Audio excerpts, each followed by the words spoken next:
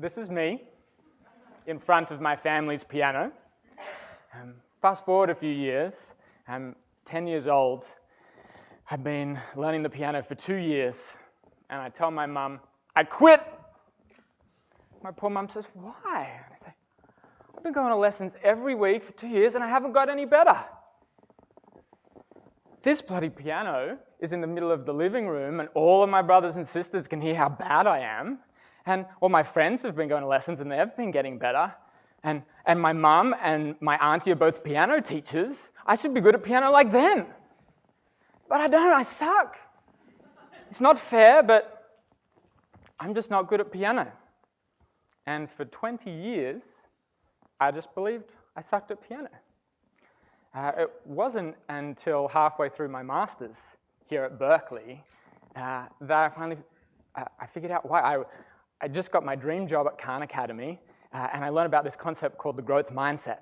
And it finally clicked why I sucked at piano. I never practiced. Not once. It sounds so stupid to say it out loud. I didn't. That's what all my friends were apparently doing, and they got better. And my parents, I was the 7th kid. They didn't have the energy to try and force me to practice when I wanted to play with my friends.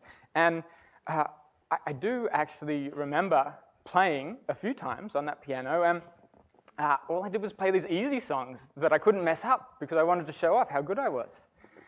And I learned what I had was a fixed mindset. I thought that talent was something you're born with, that it's innate.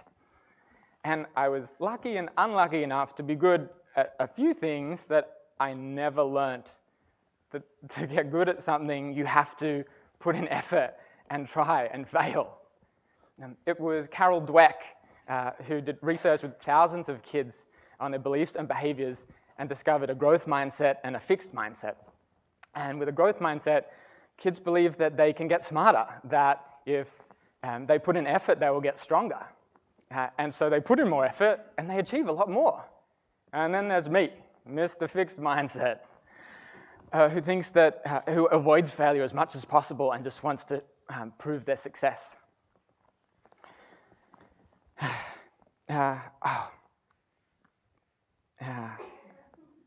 So I'm talking about piano and then you're like, well, you just told us you got your dream job at business school. Poor Tom sucks at piano, but it's true. I got my dream job. I've been really lucky. I work at a company called Khan Academy. It's a non-profit, and our mission is a free world-class education for anyone, anywhere.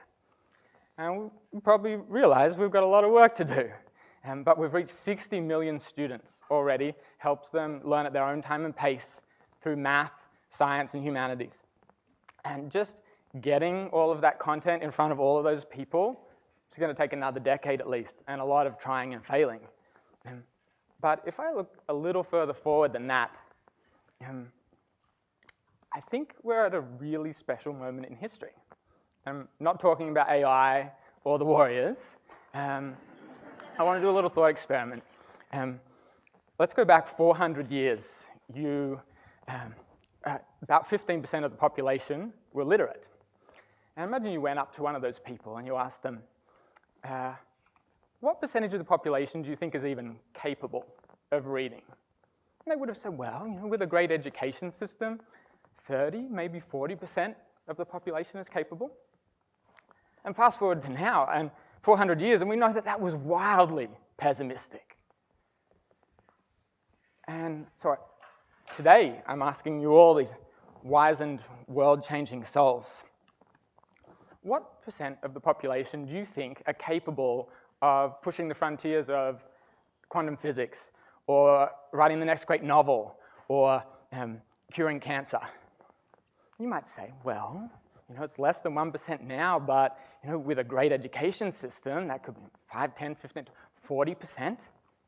And just that jump would have the most profound effect on the world. But what if that was based on the same blinders that that member of the clergy had 400 years ago? See, most people will hit, in math, a wall around algebra. A lot of people, unfortunately, earlier than that. Or if, like me, you hit that in your corporate finance class, just over there.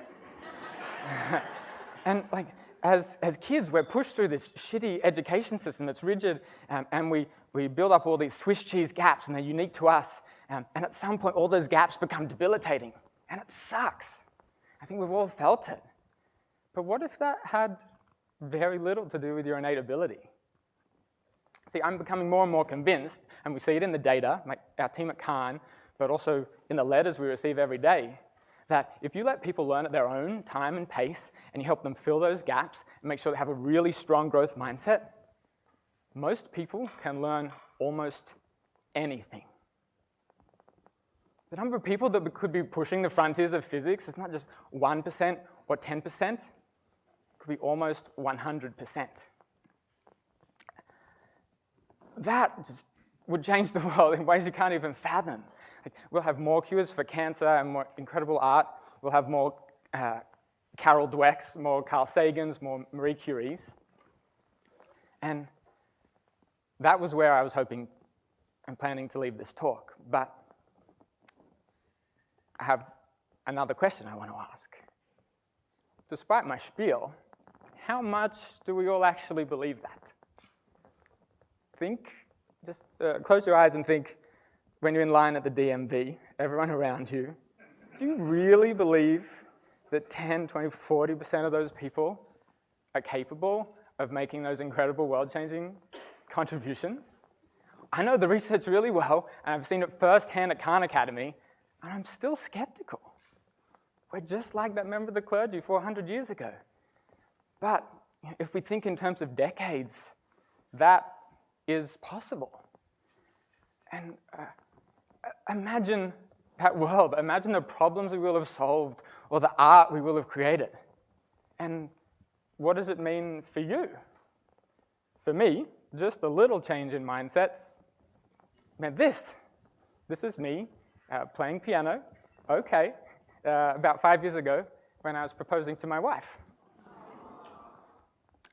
I practiced a bit and I became okay.